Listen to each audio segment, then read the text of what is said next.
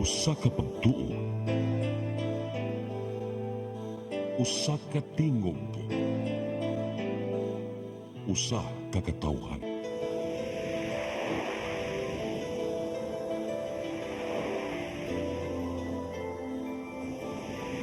Cebu Catholic Television Network.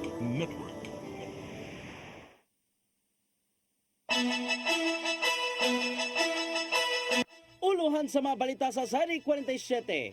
Mga kawani sa Bureau of Immigration, full force na, nunot na sa pagdasok sa mga magbakasyon karong Pasko. Supporters ni kanhi Mayor Jonas Cortez gipaagi sa indignation rally ang kasagmuyo sa nimong desisyon sa COMELEC. Deng response sa matag LGU na imong maayo taliwa sa pagsibaw sa mga nasakit niini. Usa ka boatman sikop humanako ano kapin 8 milyones ka pesos nga drugas sa Bohol. Sugbo, Kabisayan ug Mindanao, Pilipinas ug sa katawhan kutob sa mabot sa tugsibya sa tibok kalibutan mayong hapon. Live kita karon sa CCTN Channel 47 ug kini ang tulumanon sa nagunang kasayuran nga angay natong masayran. Sa ngalan nilang Dennis Tabar ug Danica Caballes, ako si Gian Navarro. Kini ang Sari 47.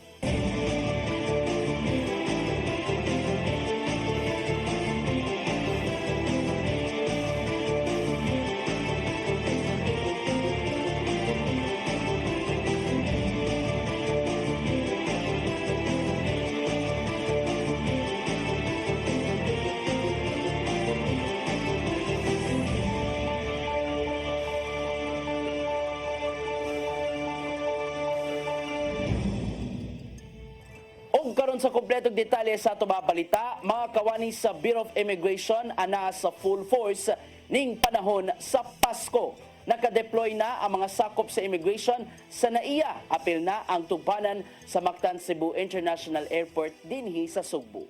Ang kasayuran niya to ni Randy Gorion. Gipaniguro sa Bureau of Immigration nga naka-full alert ang tanan nila mga sakop sa mga tugpahanan o sa tanang ports of entry o exit sa tibok nasod karong holiday season. Matud ni Immigration Commissioner Joel Anthony Viado nga kini aron masiguro nga hapsay ug malinawon ang mga pagbiyahe sa mga pasahero sa mga tugpahanan ug sa mga pagtalan nga mamauli ngadto sa ilang tagsa-tagsa ka mga probinsya aron didto isaulog ang Pasko ug bag-ong tuig. Dugang ni Viado na andam na ang ilang mga personnel sa pagdagsa sa mga pasahero. Gipatuman usab sa ilang ahensya ang no-leave policy sa tanan nilang mga frontline personnel gikan sa Disyembre 15 nga mulanat hangtod sa Enero 15. Nakadeploy na usab ang ilang mga sakop sa NAIA, tugpahanan sa Clark, dinha sa Mactan sa Lapu-Lapu, Davao ug Kalibo ug sa Zamboanga International Seaport. Dinhi sa dakbayan sa Lapu-Lapu, nabantayan ang pagdagsa na sa mga pasahero ning holiday season. Randy Gorion, CCTN News. Mahimo nga ireklamo ang online shopping scams karong holiday season pinagi sa e-report feature sa eGov Super App. Mato di Department of Information and Communications Technology Undersecretary David Almirol nga ang labing bag-ong feature mao ang e-commerce reporting alang sa consumer protection sa Department of Trade and Industry kon DTI. Madawat sa DTI Consumer Protection Office ang real-time reports o gipasalig nga mahatagan ning aksyon dayon. Tungod dini, giawhag sa DICT ang publiko nga gamito ng e-report o e-travel features sa eGov Super App nunod sa gilaumang pagsaka sa krimen karong Christmas holiday. Sa laing balita, nagpaygayon og indignation rally ang mga kaalyado ni dismissed Mandawi City Mayor Jonas Cortez kagabi sa palibot sa Cebu International Convention Center. Nag-abot ang mga supporters si Cortez aron ipalanog ang ilang kasagbuyo sa desisyon sa Commission on Elections nga nagkanselar sa Certificate of Candidacy niya. Sumapa sa Public Information Office Head nila nga si Carla Victoria Cortez nga igo lang mipadayag ang mga supporters sa kanhi mayor alang sa patas unta nga pagpaygayon sa eleksyon inay nga ipatigbabaw o ipaagi sa disqualification.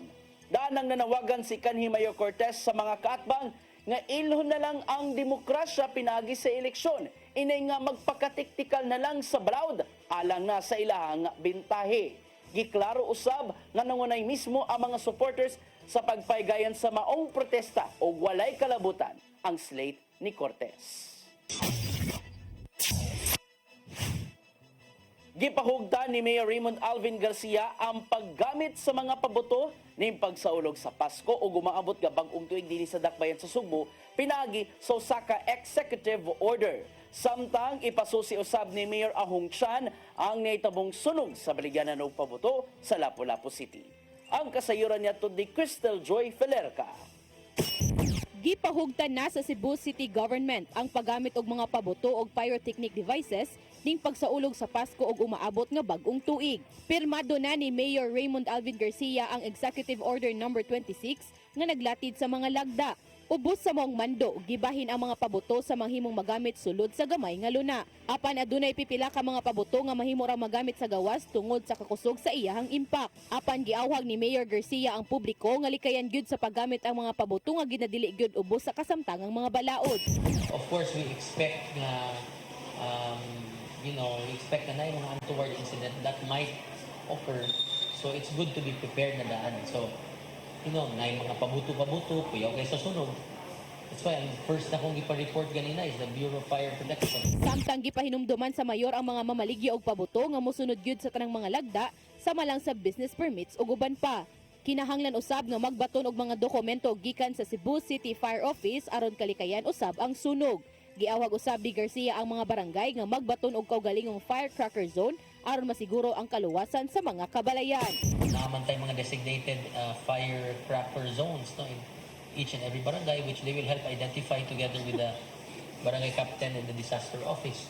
So these are one of the things na nakalatid sa ito ang executive order. So it's really basically the health and the safety of our constituents in the city of Cebu. Ako lagi sigurado nga naagid sa executive order para ma-implementary yun siya. Samtang sa laing bahin, paimbestigaran usab ni Mayor Junior Dahong Chan ang stall sa paboto nga nasunog ni adtong nilabay nga semana sa barangay Kanhulaw, Dakbayan sa Lapu-Lapu kung anong nahatagan kini og permit. Kini tungod kay matud pa ni Mayor Chan nga may designated area nga gisubay ang Dakbayan ug dili mamahimong pabarugon kini atubangan sa usa ka panimay.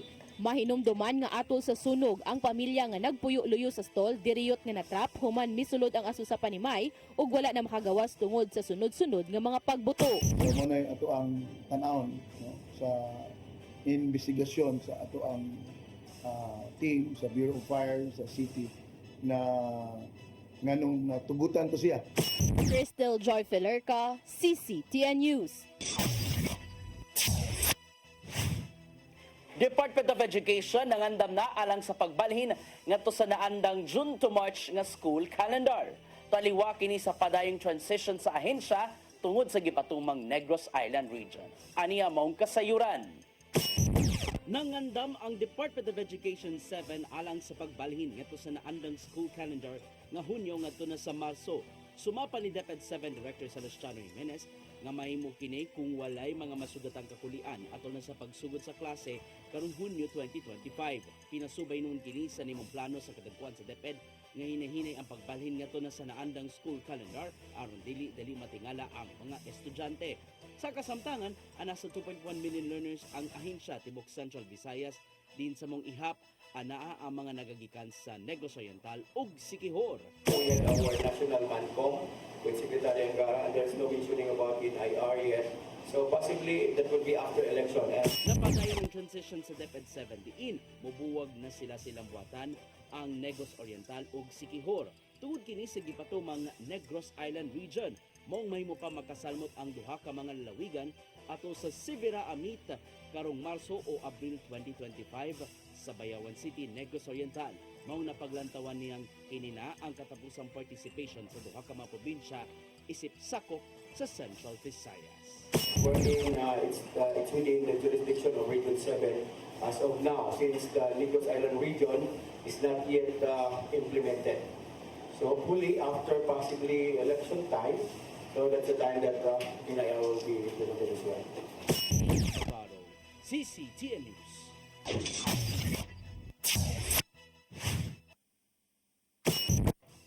Musunod, dengue response sa matag LGU na himong maayo taliwa sa pagsibaw sa mga nasakit niini.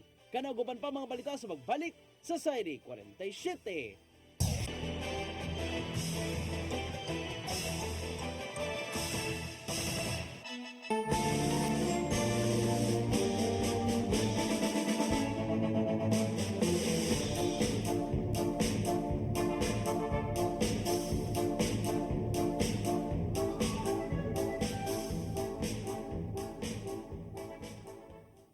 Mga hinigugma, sa atong pagsaulog sa Pasko sa pagkatawo sa atong Ginoong Hesukristo, giyawhag na usab kita sa pagduo pagbalik sa manindot nga talan-awon sa Belen. Ang bagong gianak nga manluluwas nga giputos sa panapton o gipahiluna sa pasungan uban ang iyang inahan nga ulay nga si Maria ug ang iyang ama-ama nga si San Jose. Kining makatandog nga eksena sa Belen, nagpahinumdum kanato unsa kayano ang pag-abot sa atong Dios nga manunubos. Dili sa makabungog nga huni sa tambol o sa trumpeta, apan sa kahilom sa kagabihon. Dili diha sa usa ka harianon nga palasyo, apan sa suok nga silunganan sa mga hayop. Ug dili sa hamugaway nga higdaanan, apan sa usa ka pasungan. Nagdungag sa kayano nga talan-awon sa Belen ang mga magbalantay sa karnero nga mao'y mga unang gisangyawan sa pagkatawo sa Ginoo.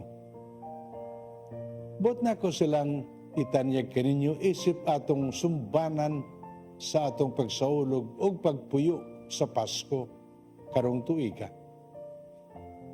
Atol sa pagkahimugso sa atong manunubos, kining mga magbalantay nagtukaw nga nagbantay sa panon sa mga karnero. Diya sa ilang pagtukaw, gipadayag kanila ang maayong balita sa dakong kalipay alang sa tanang katawhan.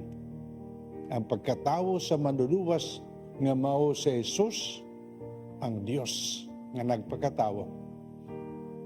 Nindot kini nga pahinumdum kanato nga sila nga mga nagtukaw, ang mga matuuhon nga maigmat sa presensya sa Dios sa ilang taliwala. Maukad to ang mantigo muila nga ang diwa o ang sentro sa Pasko mao ang maayong balita sa pagkatawo sa manunubos nga tinubdan sa dakong kalipay alang sa tanang katawhan ug tinubdan sa tinud-anay nga paglaom sa matag usa. Ang mga magbalantay human makadawat sa sibya sa mga anghel, misugod dayon paglakat aron pagsuta sa kamatinud-anon sa mensahe nga ilang nadawat. Mangadto kita karon sa Bethlehem ug atong tanawon ang panghitabo nga gipadayag kanato sa Ginoo ug nagdali sila pag-adto. Kining mga magbalantay nga nakadawat sa maayong balita sa dakong kalipay, nahimo nga mga magpapanaw nga sa walay paglangan misugod sa usa ka panaw paingon sa manluluwas nga ilang gipaabot. Kita gihagit nga may sama kanila nga sa walay paglangan, muhimo unta kita sa desisyon sa pagsugod sa paglakat paduol sa Ginoo nga maghatag kanato sa tinud-anay nga kalipay nining atong kinabuhi. Sa pagkakita nila niini, ilang gitaho ang ilang nadungog bahin niining bataa. Lucas 2:17. Ang yano nga mga magbalantay nga sa ilang pagtukaw na himo nga magpapanaw paingon sa manluluwas nga gilauman sa ilang katawhan nahimo usab nga mga saksi nga nagsangyaw sa maayong balita human nila hikap lagi ang balaang bata sumala sa gipahibalo kanila. Sila mapiambit niini sa uban Tungod kay ang dakong kalipay alang man sa tanang katawhan. Usa ka kamatuoran nga angayang isibya sa uban ug dili kay tipigan sa kaugalingon lamang.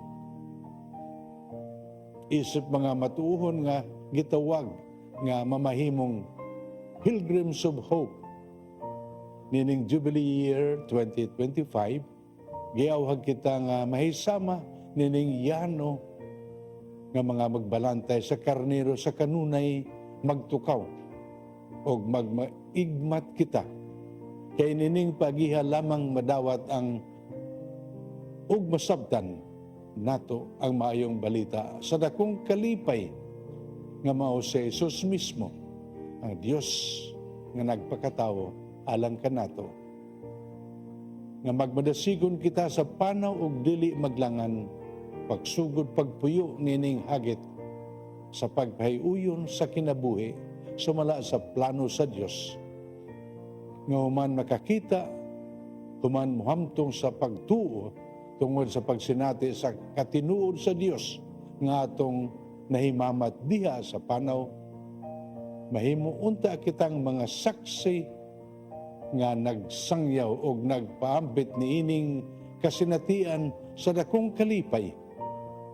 Tungod kay ang atong nakaplagan nga manunubos sa atong kinabuhi, naghagit man kanato nga ipaambit sa uban ang atong kasinatian sa pagkakablag kaniya.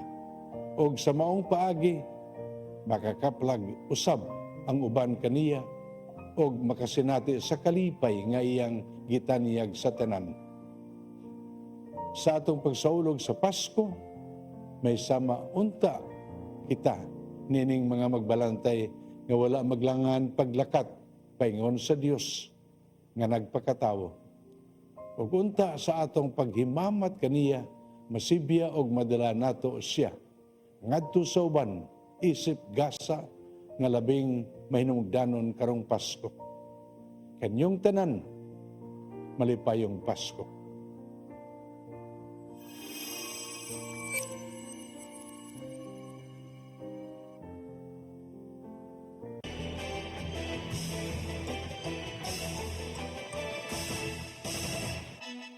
Balik sa itong mga balita, Philippine Institute of Volcanology and Seismology, CONFIVOLCS, may paggawas na og advisory may tungod sa pagtaas sa aktibidad sa Bulkang Kanlaon.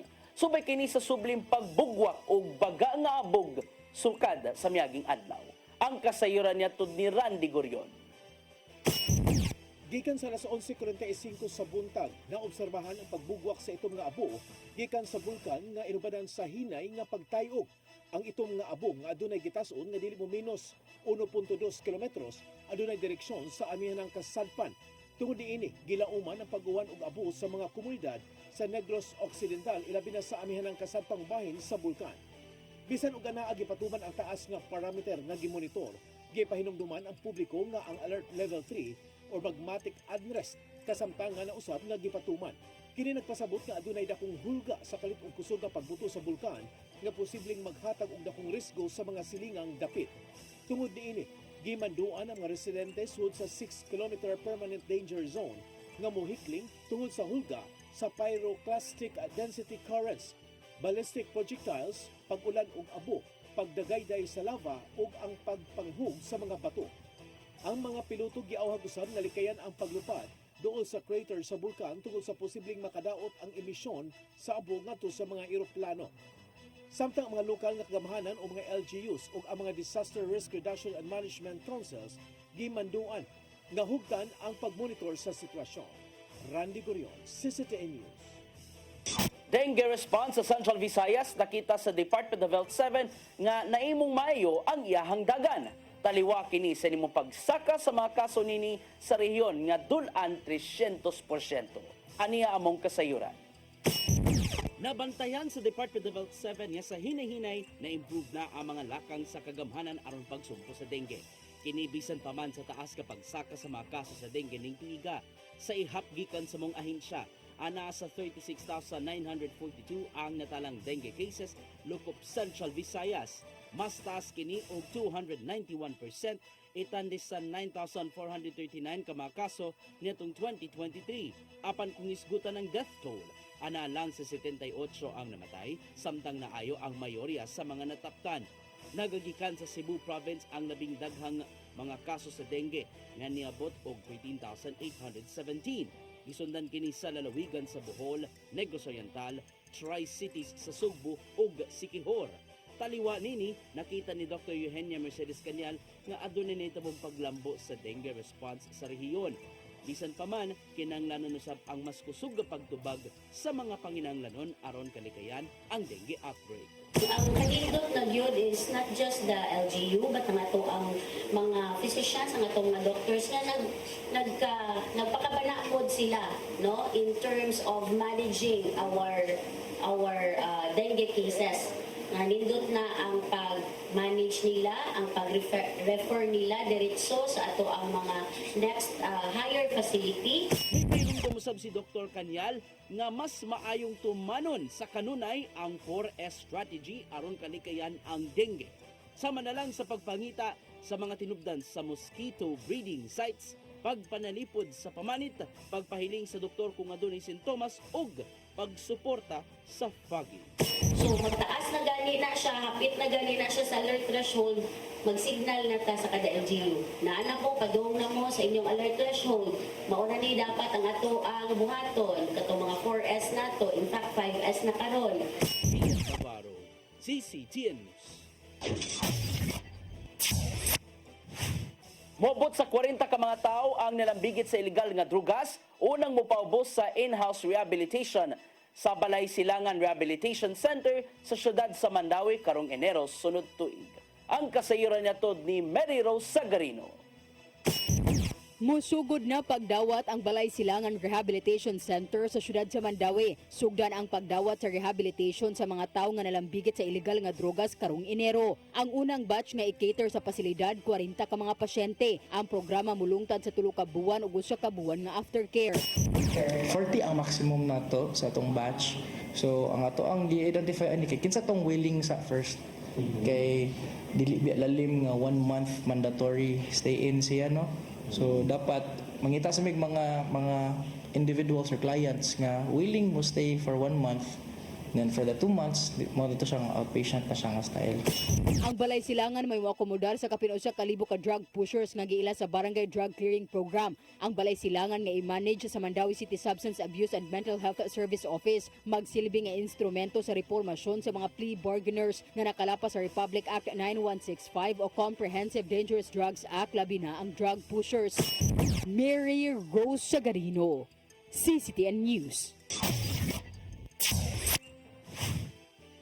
Sa naing balita, ng hatag og awards ang Mandawi City Environment and Natural Resources sa mga solid waste management mover.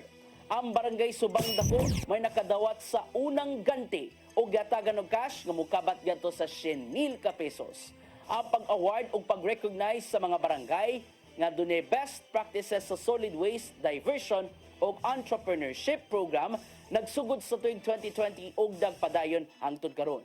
Gitutukan sa Vision Aligned Circle Solid Waste Management members nga naglangkob sa nagkadiyang buhatan sa MCENRO, Department of General Services, City Budget Office ang pagmonitor sa commitment sa matag barangay alang sa pagpatuman sa mayong paghipos sa mga basura kon solid waste program. I really wish that I can spend time with my family and not have that much stress during the holidays. Maori ginagawa. I think that this past 6 months that I have been mayor, daghan kay mga challenges, especially that, you know, I was really caught unaware nga ako mo mahimong mayor from May until June 30, wagi ko magdaw mana. It was really very unexpected, but I had to take the role of mayor of the city of Cebu. So, with the grace of God Almighty and the help of the city hall employees, department heads, and my family, we were able to endure, we were able to persevere, and we were able to deliver to our constituents here in the city of Cebu. So, back to your question. My wish is me time, family time, a stress-free time with my family. Karong Pasko. For the I record, never prayed for it. I never asked for it. I was very content being the Vice Mayor of the City of Cebu because we had so much plans pa in terms of legislation for our people in the City of Cebu. But, you know, God has plans. And who am I? Diba? Usara ko siyang gihimo. So who am I? So muna nga, kanisya, this is really a big step forward. And I had now to carry on the role of being the mayor of the City of Cebu as the father of the Cebuanos. No, and here I am now. May Pasko o wala hanggang tuloy. With you are you always, Service Kalmar.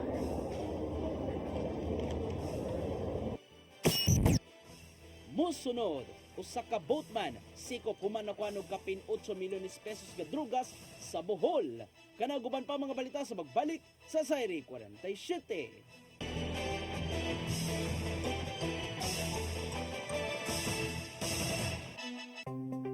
Discover the beauty of the Philippines.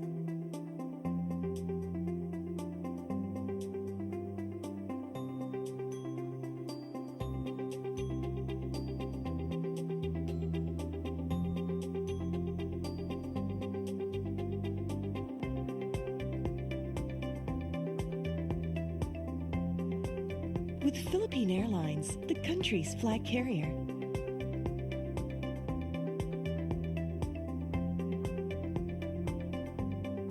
The airline that lets you feel the warmth of the nation.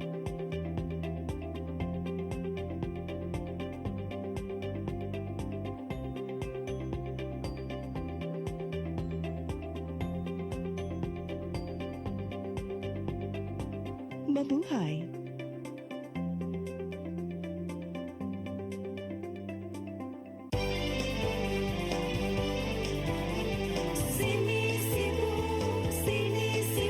For your internet connection And for the signal of your cable TV. so fast and spread that transmission to your home. Sini Cebu Offers you to have fiber optics. for your viewing experience, perfect and clear so far. So great and affordable for you to enjoy. Cine Cebu Television Network Incorporated offers fiber to the home broadband internet bundled with fiber to the home cable TV connection. Cine Cebu Television Network Incorporated is now on its initial operation in Minglanilla, Cebu. Sini Cebu For your internet connection and for the signal of your cable TV. so fast and spread that transmission to your home. Sini Cebu Offers you to have fiber optics. for your viewing experience, perfect and clear so far. So great and affordable for you to enjoy.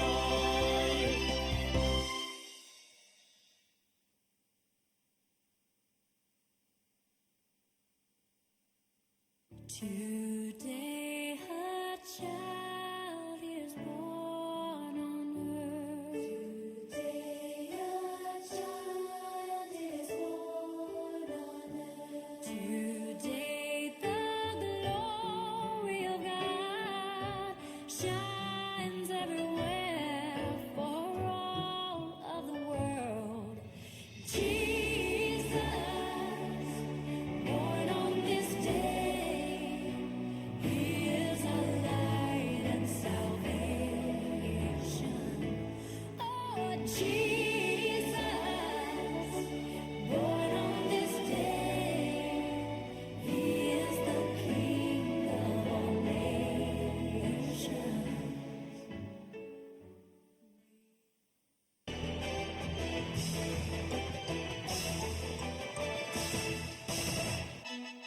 Balik Balik sa atong mga balita, nakuanog kapin 8 milyones ka pesos ang usa ka boatman ato sa ilang buy-bust operation kagahapon sa barangay Bool, Dakbayan sa Tagbilaran, lalawigan kana sa Bohol.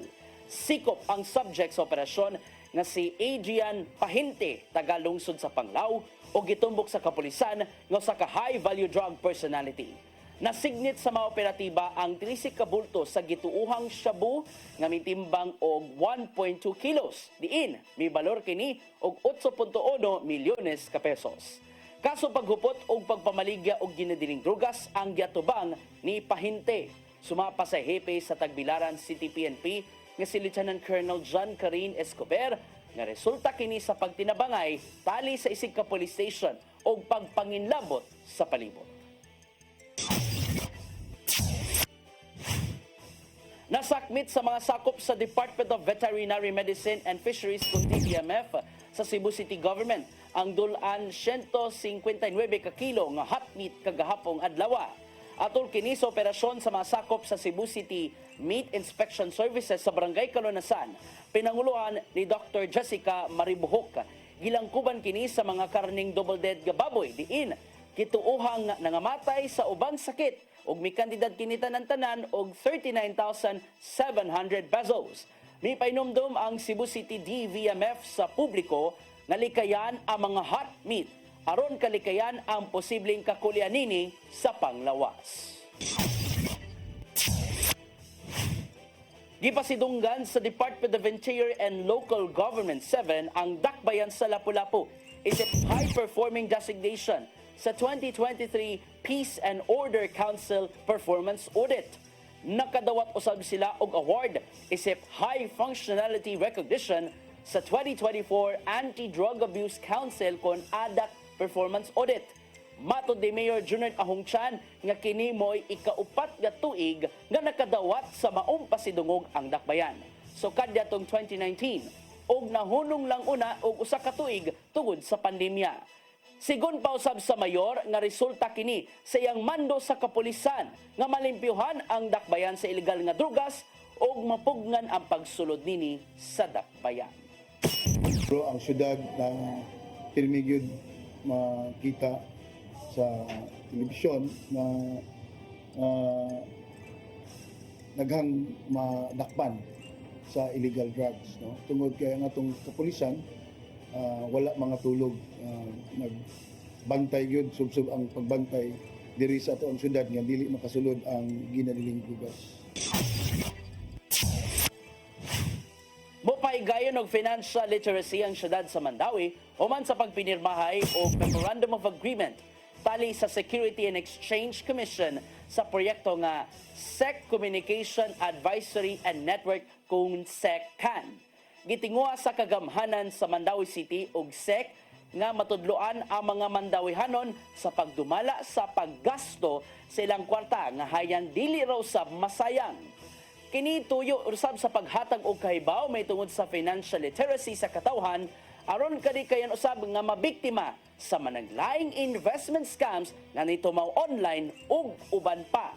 Ang proyekto nga SEC Communication Advisory and Network kon SECCAN naglantaw sa pagpanalipod sa mga konsumidor.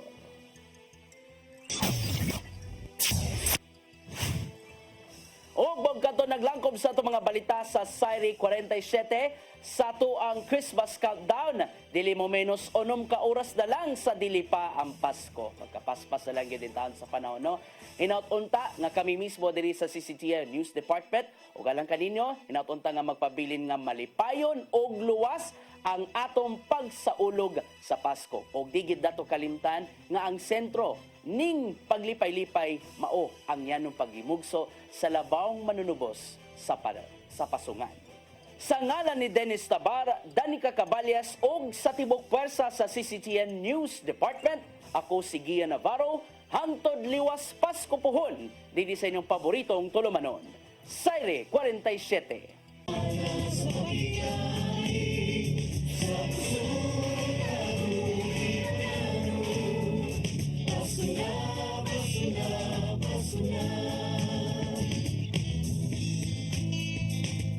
Gugma ang angay na kong paambi sa iksultang hubog, gutom sa pagmahal.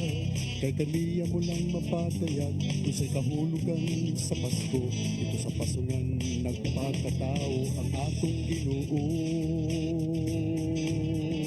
Pasunga, pasunga, pasunga.